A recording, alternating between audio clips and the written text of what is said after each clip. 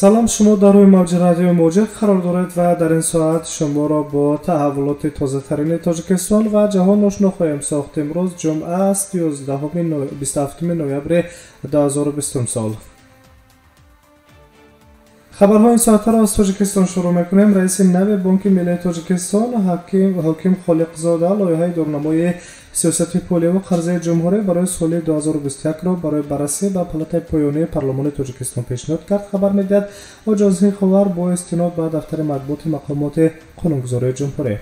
ба гуфтаи раиси тазаинтихоби Бонки Миллии кишвар ҳоким Холиқзода, коршиносон ба сатҳи мӯътадил нигоҳ доштани нархҳо дар бозори дохилии истеъмолии Тоҷикистон тамаркуз кардаанд. инро бо истифода аз механизмҳо ва фишангҳои сиёсати пулияву қарзӣ дар ҳоле ки фишори омилҳои пулиро дар ташаккули таворрум маҳдуд кардан мумкин аст. ҳоким Холиқзода қайд кардааст ки тасдиқи лоиҳа ба таъқиби сиёсати пулияву қарзӣ ки барои нигоҳ доштани болоравии нархҳо зарур аст мусоидат хоҳад кард. ин рушди устувории иқтисодиро таъмин ва некӯаҳволии аҳолии Тоҷикистонро беҳтар мегардонад. бино ба авзои ҷаҳонии маҳдудиятҳои ҷория дар ҳама кишварҳои олам, ҳаракати сусти гардиши тиҷоративии иқтисодӣ ва болоравии қурби асъори хориҷӣ дар ҷумҳурии Тоҷикистон низ болоравии нархи гуногуни анвои маҳсулоти воридшаванда ба назар мерасад ки бино ба арзёбиҳои мутахассисон ин муваққатӣ буда, дар пайи бегардидани вазъи эпидемиологияи ҷаҳон ин мушкилиҳо худ ба худ бартараф мегарданд. ғайр аз ин дар ҷаласаи парлумон лоиҳаи қонун дар бораи тайёр кардани мутахассисон бо назардошти баландбардоштани бозори меҳнат муҳокима карда шуд. ҳуҷҷат тайёр кардани мутахассисони баландихтисосро муайян намуда индустрикунонии кишварро метезонад. қонун заминаи ҳуқуқӣ, ташкилӣ ва молиявии ҳамкории давлат, корфармоён ва муассисаҳои таълимиро дар бар мегирад.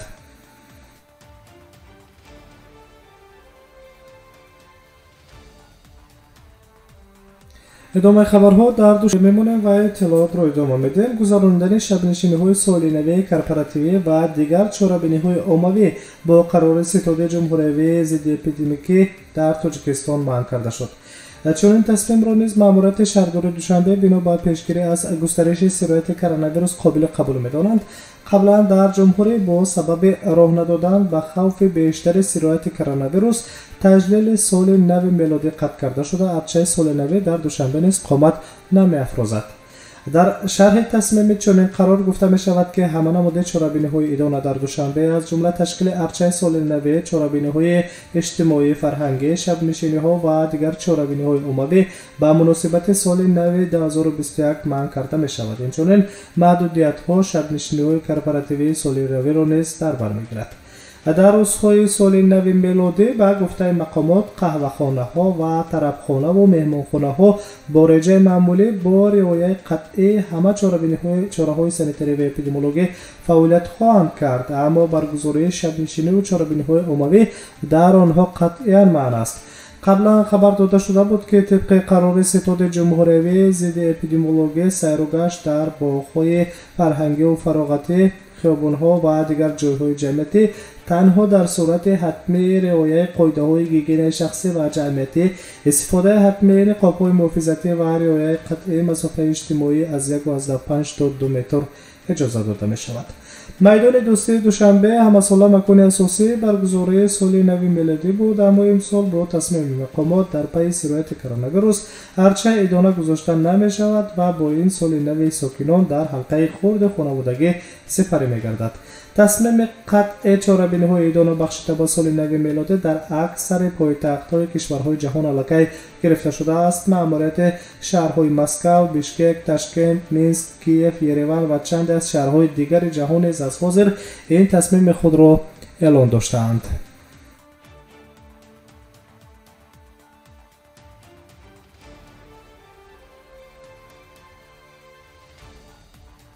хабарҳои ин соатаи Тоҷикистону ҷаҳонро мустақиман мешунавед ва аз Душанбе бармегардем ба Русия. дар бозори меҳнати Русия дар ҳоли ҳозир бештар норасоии мутахассисони соҳаи сохтмон ва хоҷагии манзиливу коммуналӣ дида мешавад.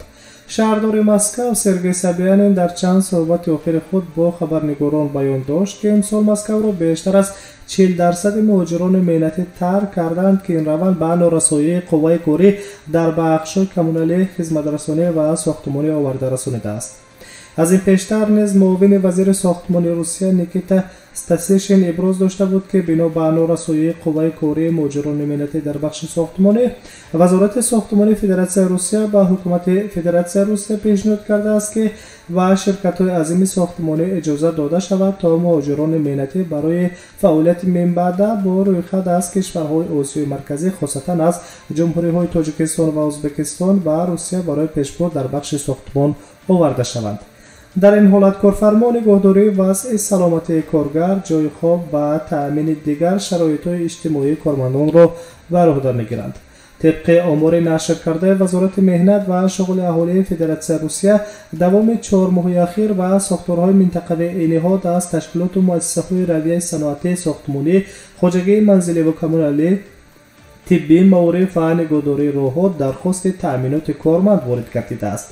حقوقشناسان ساحه مهاجرت میگویند که اول اینکه اکثریت کل شهروندان روسیه با اون معاشی که کارفرمایان پیشنهاد میکنند قناعت نمیکنند و از کار روی میگردانند و دوم اینکه به همه کارفرمایان از جلب مهاجران مهنتی و کار منفعت بیشتر میرسد، چون مهاجران از شهروندان روسیه دیده با ساعت کاری بیشتر جلب میگردند، اینچنین معاش کم میگیرند و در نهایت اکثر آنها را کارفرمایان به طور غیر قانونی به کار جلب میکنند که نسپاریدن حق انداز، سقوط اجاره و نفقه مهاجران مهنتی نه به بودجه بلکه به جیب کارفرمایان میرود. از این رو در همه مورد کارفرمایان در فدراسیون روسیه از جلب مهاجران مهنتی بیشتر منفعت دار میگردند.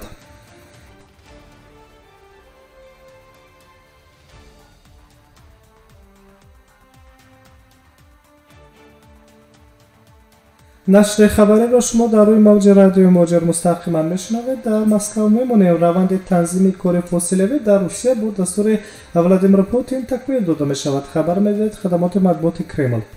سرور دولت روسیه اظهارات دخلدار را پس از ملاقات با نمایندگان ریاست اتفاق صنعتیان و صاحبکاران فدراسیون روسیه اظهار داشت. طبق فرمان جنبه کلیدی در تشکیل کریدور است که خود فاصله‌ای باید توازن منفعت‌های کارفرما و کارمند باشد. در این زمان روند گزارش به این نمود فعالیت مهنتی باید خراجات حداقل را طلب کند. در این قرار ولادیمیر پوتین دستور داده است که برای بلند برداشتن شغل اهالی چاره‌ها اندیشیده شوند. از این حساب با بودجه قسمت جبران کردن خراجات کارفرمایان برای تحصیل و تعلیم علاوه‌ای کارمندانی که توسط بیرژه مهنت به کار قبول کرده می‌شوند عبارت است. برای آنها امتیازهای علاوه‌ای موقتی برای پرداخت سهم‌های سقوطی برای سقوطی حتمی اجتماعی و نفقه‌ای جاری کرده می‌شود. یادآور می‌شوم که قبلا قانون درباره خصوصیت‌های کار فاصله‌ای در دومای دولتی فدراسیون روسیه قبول کرده شده بود. سند معیاری برای مساعدت به حفظ شغل و رشد بازار مهنت پیش بینی شده است. همینطور کارمندان ناوابسته از سطح و مقام و ملت و یا شهروندی می‌توانند وظیفه‌های خود را هم موقتی و هم دائمی فاصله‌ای اجرا کنند. حالت‌هایی را پیش بینی می‌کند که کارمند را به روزگی او به مکان دوردست یعنی کار فاصله‌ای فرستادن ممکن است، اما در حالتی که آفت‌ها، صدمه‌ها و دیگر وضعیت فوق‌العاده به میان آید که به حیات اهالی تهدید کند.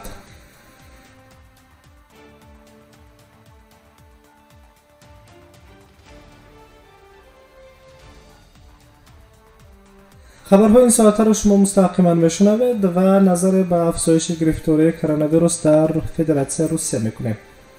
شماره گرفتارهای کرونا ویروس در روسیه در یک روز به طور رکوردی 27543 نفر افزود که این از آغاز پاندمی شماره حد نهایی است. از ستاد فوری فدرالی مبارزه با سرایت کووید 19 امروز جمعه 27 نوامبر سال 2020 و خبرنگاران اطلاع دادند که شماره عمومی سرایت یافتگان در روسیه به 2,215,533 نفر برابر گردید.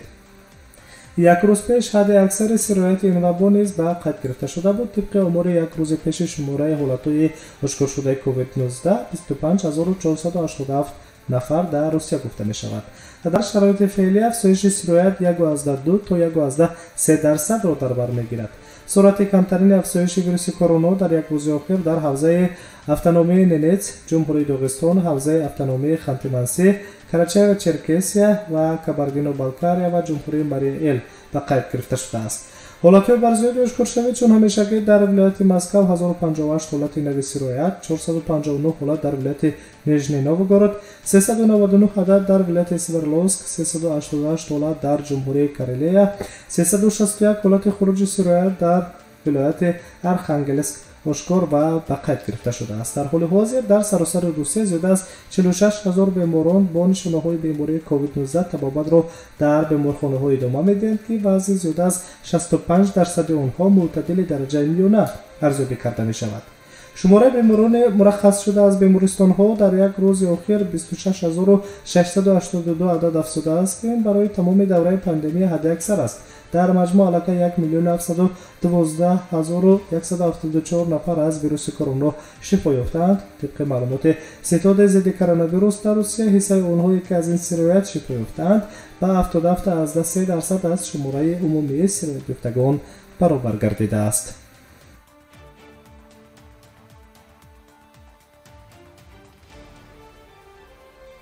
наздик ба 12 дақиқа шумо таҳаввулоти муҳимтарини ин соатаро дар рӯи мавҷи радиои Муҷир шунидед.